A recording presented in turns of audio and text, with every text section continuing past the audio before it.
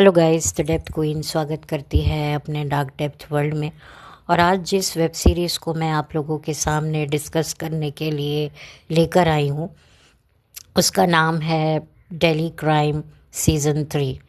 Season 2 को मैंने कुछ समय पहले ही रिव्यू किया था और आप लोगों से वादा किया था कि जब इसका सीज़न 3 आएगा तो मैं ज़रूर इसका रिव्यू करूँगी।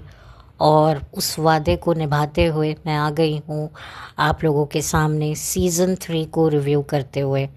सबसे पहले मैं बता दूँ कि जो ये इस बार का जो दिल्ली क्राइम का जो कॉन्सेप्ट है, जो कहानी है, ये कहानी आई थिंक सन 2012 में एक केस आया था बेबी फलक का, जो एम्स के हॉस्पिटल में पाई जाती है, जिसे कोई औरत छोड़ जाती है और बहुत ही उस बच्ची की बुरी हालत होती है।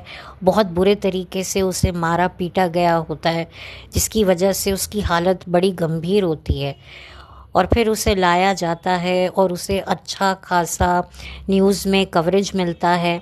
ये 2012 की बात है। मैं खुद इस केस से जुड़ी हुई रही क्योंकि न्यूज़ चैनल पर बहुत आता था।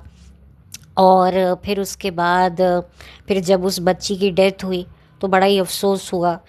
लेकिन फिर क्राइम पेट्रोल में इस केस को पूरी डिटेल के साथ बताया गया। तो मैंने इस केस को काफ़ी हद तक मैं इस केस से भली भांति परिचित थी। जैसे कि निर्भया का केस था, जो क्राइम दिल्ली क्राइम का सीज़न 1 था, जो निर्भया केस पर आधारित था। तो ये जो केस था, ये बेबी फलक का केस था, जो 2012 शायद जनवरी या मार्च की बात है, कुछ मतलब 2012 का ये केस था। और संजोग की बात ये देखिए कि फिर उसके बाद निर्भया का केस हुआ, वो भी शायद 2012 का ही था, if I am not wrong. I don't know, मुझे थोड़ा सा मैं कंफ्यूज हो रही हूँ, लेकिन हाँ, ये केस एक ही साल के थे। और ये बेबी जो फलक का केस है, ये केस शुरू होता है इसकी इन्वेस्टिगेशन से कि इस बच्ची को किस लड़की ने छोड़ा। फिर उस लड़की को जब पकड़ा जाता है तब उसके बाद ये पता चलता है कि वो खुद लड़की एक माइनर है और जो विमेन ट्रैफिकिंग है उसका वो शिकार बनी थी। उसके अपनों ने ही उसके साथ ज़ातियाँ कर कर के जो है उसकी मानसिक स्थिति को इतना ख़राब कर दिया था कि फिर ऐसी जो लड़कियां होती हैं, फिर वो ज़िंदगी में उनको उनके पास ना सोचने समझने की शक्तियाँ बहुत लिमिटेड रह जाती हैं। या तो उन्हें ज़िंदगी में बहुत ज़्यादा प्यार चाहिए होता है, या फिर वो इसी दुत्कार के साथ अपनी ज़िंदगी में जो है ज़िंदगी में वो अपने आप को एडजस्ट कर लेती हैं। उन्हें ज़रा सा भी प्यार मिलता है ना तो वो पागल हो जाती हैं। वो ये नहीं सोचती हैं कि जो उनकी तरफ प्यार का हाथ बढ़ा रहा है वो उनको कहाँ ले जाएगा। और वही होता है कि वो लड़की जो है एक लड़के के साथ रहने लगती है जो ऑलरेडी मैरिड होता है। वो उसको वहाँ से निकाल लेता है और फिर उनके हाथ में लगती है ये बच्ची, जो वायर वायर थ्रू इस बंदे के पास आती है। और फिर ये जो औरत है, जो खुद शायद टीनेजर थी, शायद 14 साल की थी। आप सोचिए, 14 साल की लड़की एक आदमी के साथ जो अपने से बड़ी उम्र का है, शादीशुदा है, उसके साथ रह रही है और उसको लाकर ये बच्ची दे देता है और कहता है ये हमारी बच्ची है। तो किस तरीके से वो लड़की जो है एक नॉर्मल लाइफ जीने के लिए इतनी ज़्यादा डेस्परेट हो जाती है कि उसे समझ में ही नहीं आ रहा होता कि वो क्या कर रही होती है। और यंग एज में जो है इतना कुछ झेलना, फिर उसके बाद एक बच्चे की रिस्पॉन्सिबिलिटी लेना। एक टीनेजर लड़की एक बच्चे को क्या संभालेगी, 2 साल के बच्चे को। तो बस उसी उसमें वो गुस्से में आकर के उस बच्ची को मारती पीटती है और फिर वो बच्ची गिर जाती है, जिसके वजह से उसके सर पे चोट लग जाती है। वो घबरा जाती है और वो उसको एम्स के हॉस्पिटल छोड़ देती है। और फिर वहाँ से शुरू होती है एक तहकीकात बच्ची की माँ को ढूंढने की। और बच्ची की माँ को ढूंढते ढूंढते ये पता चलता है कि बच्ची की माँ को तो बेचा गया है किसी दूसरे जगह पर। तो किस तरीके से, इन शॉर्ट, ये जो लड़कियों के साथ जो क्राइम होता है, सबसे बड़ा क्राइम एक ये भी है, विमेन ट्रैफिकिंग। कितनी लड़कियां गायब हो जाती हैं, कहाँ की कहाँ चली जाती हैं।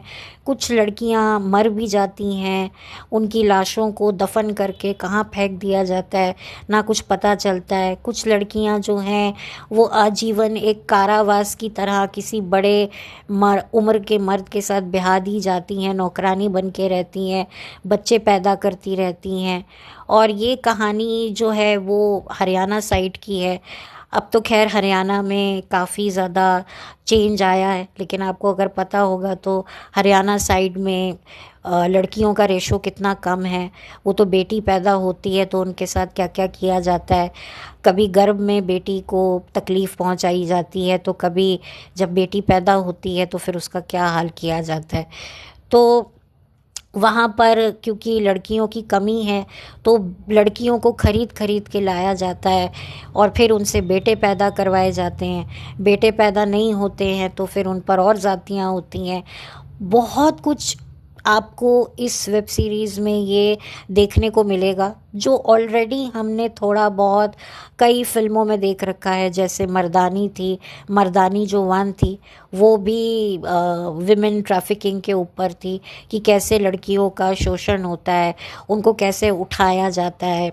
मतलब ज़्यादातर जो मुझे बड़ी हैरानी होती है कि इनके परिवार वाले भी जो है इनको बेच देते हैं, कुछ मजबूरी में कि परिवार की आर्थिक स्थिति बहुत ख़राब होती है।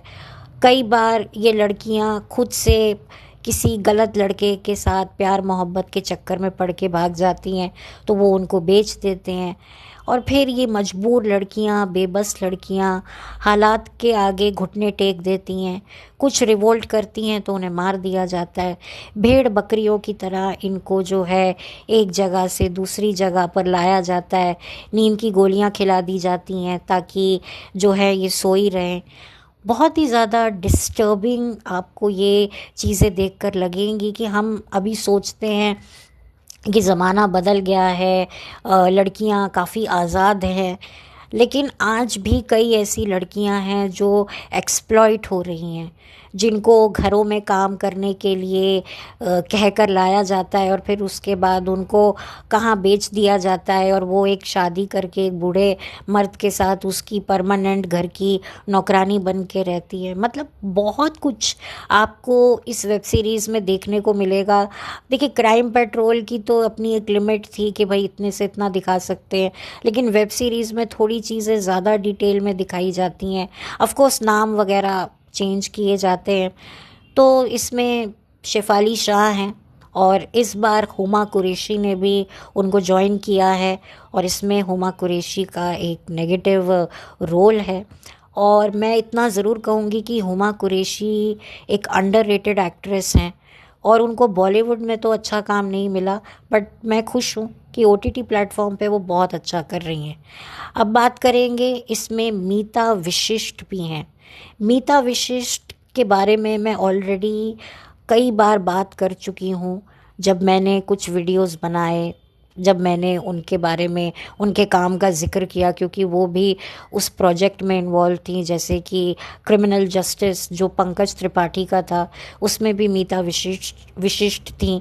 तो मैंने बताया था कि मीता विशिष्ट कितनी अच्छी एक्ट्रेस हैं। और सच बताऊं, इस वेब सीरीज़ में अगर मुझे किसी के काम को देखकर बड़ा मज़ा आया तो वो मीता विशिष्ट थी। मैं कह सकती हूँ कि एक सच्चा कलाकार, भले ही उसका शरीर बूढ़ा हो सकता है लेकिन उसका टैलेंट कभी बूढ़ा नहीं होता।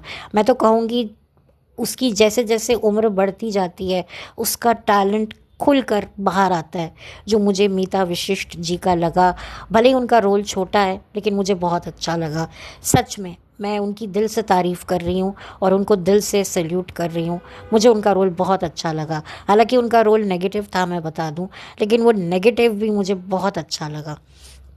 और इसमें मैं कहूँगी शेफाली शाह, आई थिंक शबाना आज़मी के बाद अगर मैंने किसी पर्सनैलिटी को सबसे ज़्यादा अपने चैनल पर डिस्कस किया तो वो शेफाली शाह ही हैं। और मुझे खुशी है कि मैं एक बार फिर से उनके प्रोजेक्ट को डिस्कस कर रही हूँ।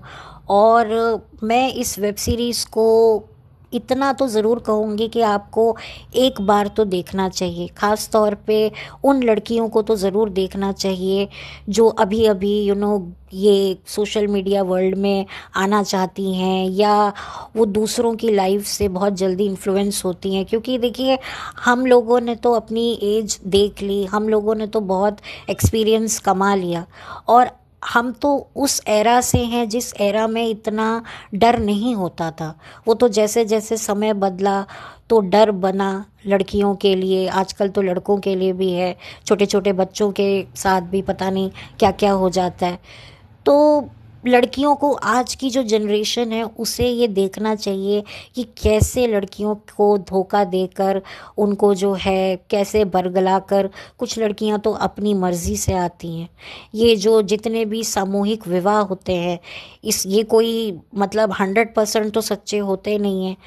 इनके पीछे भी स्टोरीज़ होती होंगी और इसमें भी दिखाया गया है। क्योंकि देखिए, जो सच है, सच को ये एंटरटेनमेंट इंडस्ट्री पूरे तरीके से नहीं दिखाती, लेकिन जितना भी दिखाती है, मुझे लगता है अगर हम उन चीज़ों को देखकर एंटरटेनमेंट ना समझकर एक वार्निंग समझें तो शायद हम अपने आप को बचा सकते हैं, जो कि मैं मानती हूँ।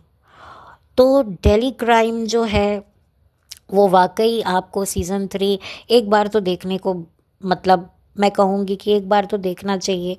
केस को मैं पहचानती थी, इसलिए मैं बहुत जल्दी इन्वॉल्व हो गई, क्योंकि मुझे पता था कि हाँ, ये बच्ची है और अब इसके बाद इसकी इन्वेस्टिगेशन होगी, इसकी माँ को ढूंढा जाएगा, फिर माँ के 2 बच्चे और हैं उन्हें भी ढूंढा जाएगा। और दिल्ली एक ऐसी जगह है, दिल्ली की राजधानी, कहते हैं ना देश की राजधानी दिल्ली जो है, वो अक्सर 3 चीज़ों की वजह से बहुत जानी जाती है। एक तो अपना खाना, सर्दी, और तीसरा क्राइम। तो जो दिल्ली के जो क्राइम्स होते हैं ना, वो वाकई मतलब बहुत ज़्यादा सुर्खियां बटोरते हैं, ये बात तो है। अब मैं इसमें कोई गर्व तो कर नहीं रही हूँ कि भाई मैं इस चीज़ को अच्छा तो कह नहीं रही हूँ, क्योंकि इतनी इन्वेस्टिगेशन के बाद जब केस सॉल्व होता है तो ऐसा लगता है कि चलो केस सॉल्व हुआ है, तो अब आगे से ऐसी घटनाएं नहीं सुनने को मिलेंगी, नहीं देखने को मिलेंगी। बट अनफॉर्चुनेटली ये घटनाएं कभी कम नहीं होंगी। कोई भी घटना आप ले लीजिए, अगर आप विमेन ट्रैफिकिंग का देखें तो कितनी लड़कियां लॉकडाउन के समय भी गायब हुई। और ये जो इस तरह की जो ट्रैफिकिंग होती है, इसमें बहुत बड़े बड़े लोग भी इन्वॉल्व होते हैं, जिनकी वजह से बहुत सारी लड़कियां छूट कर भी फंस जाती हैं वापस से, और कुछ ऐसी लड़कियां होती हैं जो चाहकर भी छूट नहीं पाती हैं। इतना आसान नहीं है इस चंगुल से निकलना। एक बार अगर आप इस गिरोह में फंस गए तो वो बेचारी लड़कियों का जीवन बर्बाद हो जाता है। बहुत रेयर ऐसी कोई लड़कियां होंगी जो इस चंगुल से निकल पाती हैं, वरना पता नहीं उनके साथ क्या होता है। लेकिन आप देखिए कि 2012 का ये केस था, अगर मैं इसे देखूं तो कुछ रुका तो कुछ नहीं है। आज भी विमेन ट्रैफिकिंग होती है, चाइल्ड ट्रैफिकिंग होती है, बहुत कुछ होता है। छोटे छोटे बच्चों को उठा लिया जाता है, उनके शरीर के अंग का, यहाँ तक कि चमड़ी का भी व्यापार हो जाता है। कुछ कम तो नहीं हुआ है, उल्टा बड़ा ही है और बहुत ही डरावना हुआ है। और अभी आप देखिए ना, दिल्ली में अभी बीते हफ्ते क्या हुआ। दिल्ली में एक इतना बड़ा धमाका हुआ जिससे जो है, मतलब जो लोग सर्दी से थरथरा रहे थे, अब वो जो हैं मतलब दहशत से थरथरा रहे हैं। क्योंकि वाकई ये बहुत शॉकिंग इंसिडेंस था, और बहुत ज़्यादा जो है चीज़ें ख़राब हुई, डैमेज हुई। मुझे बहुत बुरा लगा उनके फैमिली वालों के लिए, जिनके परिजन इस हादसे का शिकार हुए हैं। मतलब वो तो बेचारे वेट कर रहे हैं।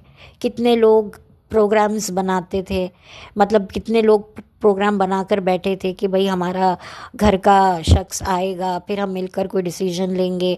अभी तो कुछ वक्त पहले त्यौहार का वक्त निकला है, तो कितने लोग जो हैं मिले होंगे, सबने प्लान की होगी कि अरे साल ख़त्म हो रहा है, चलो पार्टी करेंगे। कितना कुछ लोगों ने सोचा होता है, बाहर जाएंगे, ये करेंगे, काम करेंगे, जॉब करेंगे, हमारा इंक्रीमेंट होगा, किसी की शादी होने वाली होगी, किसी का बच्चा होने वाला होगा। कितना कुछ लाइफ में उन्होंने आगे देखना होगा, और सडनली ये हादसे से बिल्कुल, मतलब आप कह सकते हैं कि धमाका सड़क पे नहीं हुआ, बल्कि उन विक्टिम्स की ज़िंदगी में भी हो गया। जो उनके जो करीबी थे, उनको कितना शॉक लगा होगा कि अरे अभी तो हमने बच्चे को भेजा था, अपने परिजन को बाहर भेजा था, और अब वो लौट के नहीं आएगा। ये चीज़ें ना बहुत हिट करती हैं। पहले हम लोग बच्चे थे, ये सब खबरें पढ़ते थे, एक कान से सुनते थे, दूसरे कान से निकाल देते थे, हमें इतनी चीज़ें समझ नहीं आती थी। लेकिन अब हम उस मुकाम पर पहुंच गए हैं कि अब हम इन चीज़ों को ना बहुत डीपली और डेप्थ में जाकर सोचते हैं कि यार ये हुआ तो हुआ क्या, और कितने निर्दोष लोग जिनकी कोई गलती भी नहीं थी, जिनको कुछ पता भी नहीं था, वो इस घटना का शिकार हो गए। अब इसके लिए किसे ब्लेम दें, और जिसे भी ब्लेम दें, क्या उससे वो लोग वापस आएंगे जो लोग इस घटना में दुनिया छोड़ के जा चुके हैं? बहुत बड़ा लॉस हुआ है, और मुझे बहुत ज़्यादा बुरा लगा है। मुझे क्या, हम सबको जिन्होंने भी ये खबर सुनी, बहुत बुरा लगा। जितने भी, कईयों के रिश्तेदार जो हैं दूर उसी शहर में रहते होंगे, तो हर कोई चिंता करता है कि भाई सब ठीक तो है ना, सब ठीक तो है ना। तो वो जो बेचैनी होती है कि जब तक उस इंसान से बात ना कर लें, चैन नहीं मिलता कि यार वो ठीक तो है शख्स, एक बार उसका फ़ोन उठा लें। इनफैक्ट मैं सोचती हूँ कि ये विक्टिम्स के जो घर वाले होंगे, उनको पता चला होगा, और जब उन्होंने फ़ोन किया होगा और किसी ने फ़ोन नहीं उठाया होगा, तो क्या बीतेगी उन पर, क्या बीती होगी उन पर एक्चुअली। तो बहुत बुरा हुआ। और वाकई दिल्ली के लिए मैं क्या बोलूँ, बहुत बुरा लगा। और दिल्ली के जो केसेस होते हैं, वो अपने आप में ही एक बहुत बड़ा इतिहास लिख देते हैं। और मुझे अफसोस है कि मुझे लगा था कि भाई ऐसे केसेस के बाद अब कुछ सुनने को नहीं मिलेगा, चाहे दिल्ली हो, चाहे कोई भी सिटी हो। लेकिन आप देखिए ना, अखबार उठाइए, कहीं कुछ हो रहा है, कहीं कुछ हो रहा है। सच में बहुत दिल दुखता है। बट खैर, ये जो पूरी की पूरी वेब सीरीज़ है, ये आपको देखनी तो चाहिए। एंडिंग को बहुत जल्दी ख़त्म कर दिया गया। मैं कुछ चीज़ों की और क्लैरिटी चाहती थी, जो मुझे नहीं मिली। शायद मुझे लगता है डायरेक्टर को अब इससे आगे कंटिन्यू नहीं करना था, या डायरेक्टर थोड़ा थक गया था, क्योंकि काफ़ी हैवी प्लॉट था ये। विमेन ट्रैफिकिंग, फिर उसके बाद ये एक एक चीज़ पर काफ़ी रिसर्च किया गया था कि भाई उस वक्त कौन था, क्या सिनेरियो था। तो इसीलिए एंडिंग हो गई, मतलब थोड़ी सी ब्लंट मुझे एंडिंग लगी, ये मेरा मानना है। ओवरऑल ये अच्छा है, और आप इसे फैमिली के साथ तो बैठकर नहीं देख सकते। और जितनी भी लड़कियां हैं, उनको तो ये ज़रूर देखना चाहिए कि किस तरीके से लड़कियों के साथ क्या क्या होता है, और किस तरीके से उन्हें अच्छी समझदार, अच्छी पढ़ी लिखी लड़कियां, इतनी इंटेलिजेंट लड़कियां इस प्रोफेशन में जब आती हैं, तब कि उनकी सारी इंटेलिजेंस की धरी रह जाती है। तो ये सारी चीज़ें आपको इस वेब सीरीज़ में देखने को मिलेंगी। डायरेक्शन अच्छा है, मैं ये नहीं कहूँगी डायरेक्शन बेकार है। राइटिंग, डायलॉग सब बहुत नेचुरल हैं, सबका काम बहुत अच्छा है। और मुझे इसमें एक चेहरा और दिखा, दो चेहरे दिखे, और दोनों चेहरे को मैंने क्योंकि सास भी कभी बहू थी में देखा। एक चेहरा था जया भट्टाचार्य का, जिसमें वो पुलिस ऑफिसर बनी है। जया भट्टाचार्य क्योंकि सास भी कभी बहू थी में पायल का किरदार निभाती थी, जो एक वक्त पे तुलसी की होने वाली सौतन थी, यानी कि उनकी शादी मिहिर से होने वाली थी। फिर आगे जाकर वो तुलसी की सास बनी, क्योंकि जो तुलसी की बेटी थी शोभा, उसकी शादी पायल के बेटे से होती है। तो वो वाली पायल जया भट्टाचार्य। और एक मुझे दिखे हर्ष विरानी, यानी कि तुलसी के सबसे छोटे बेटे हर्ष, जिसकी बीवी थी मोहिनी, जो कि बड़ी चालाक चतुर थी, जिसका किरदार तस्नीम शेख ने निभाया था। तो काफ़ी अभी भी वो आती हैं सीरियल्स में, और मोहिनी का कैरेक्टर उन्होंने प्ले किया था। तो उनका हस्बैंड का जो रोल था वो हर्ष आपको क्योंकि सास भी कभी बहू थी में देखने को मिलेगा। ओवरऑल सबका काम बहुत अच्छा है और पूरे तरीके से आप लोग एक बार तो इस वेब सीरीज़ को देखिए। यस, मैंने जितना एक्सपेक्ट किया था, मेरी एक्सपेक्टेशन से मैं ये तो नहीं कहूँगी कि बहुत अच्छा है या बहुत ज़्यादा है या बहुत कम है, ठीक है। मुझे एंडिंग का थोड़ा सा लगा कि थोड़ा और एंडिंग को थोड़ा एक्सप्लेन किया जा सकता था, ये मेरा पॉइंट ऑफ व्यू है। बाकी एक्टिंग को तो मैं पहले ही कह चुकी हूँ, सभी बहुत अच्छे हैं, सभी नेचुरल है और सबकी अपनी पर्सनल लाइफ भी दिखाई गई है पुलिस ऑफिसर्स की, लेकिन जितनी भी दिखाई है वो लिमिटेड दिखाई है। ऐसा नहीं है कि ऑफिसर्स की लाइफ आप दिखाते जा रहे हो और आप केस से जो है वो भटकते जा रहे हो, आप केस को दिखा ही नहीं रहे हो, आप पर्सनल लाइफ पर ही ज़्यादा फोकस है, ये नहीं है। थोड़ा थोड़ा कुछ हिस्सा ऑफिसर्स की पर्सनल लाइफ पर भी दिया है, जिस पर ज़्यादा उन्होंने समय बर्बाद नहीं किया है, जो कि मुझे अच्छा लगा है। और इसमें रसिका भी हैं, जो उसमें आप कह सकते हैं जो आया था ये पंकज त्रिपाठी का जो एक बड़ा ही कंट्रोवर्शियल वेब सीरीज़ आया था, मुझे नाम याद नहीं आ रहा है, उसमें ये उनकी वाइफ बनी थी, पता नहीं, मुझे याद नहीं आ रहा है, मैं भूल रही हूँ, माफ़ी चाहती हूँ। ये फरहान अख्तर ने प्रोड्यूस किया था, तो उसमें भी थी ये, अमेज़ॉन प्राइम पे था, मैंने इसका रिव्यू भी किया था। अरे यार, नाम क्यों नहीं याद आ रहा मुझे, मतलब टाइटल ट्रैक है उसका, लेकिन पता नहीं, चलो अब आ जाएगा, आप लोग समझ जाओगे।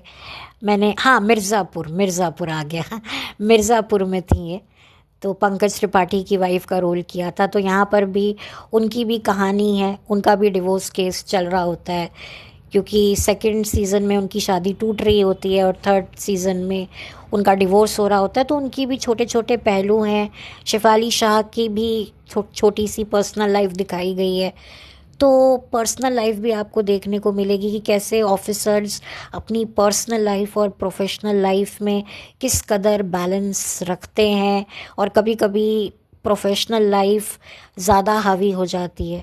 और एक तरीके से अगर मैं आखिर में जाते जाते यही कहूँगी कि विमेन एम्पावरमेंट को अगर आप देखना चाहती हैं तो आपको ये सीरीज़ में देखकर पता चलेगा कि कैसे एक तरफ एक औरत इतनी सारी लड़कियों को बेच रही है, तो वहीं पर जो ऑफिसर है, लेडी ऑफिसर, वो किस तरीके से अपनी टीम के साथ मिलकर उन लड़कियों को बचा रही है, उन बेबस मजबूर औरतों को बचा रही है।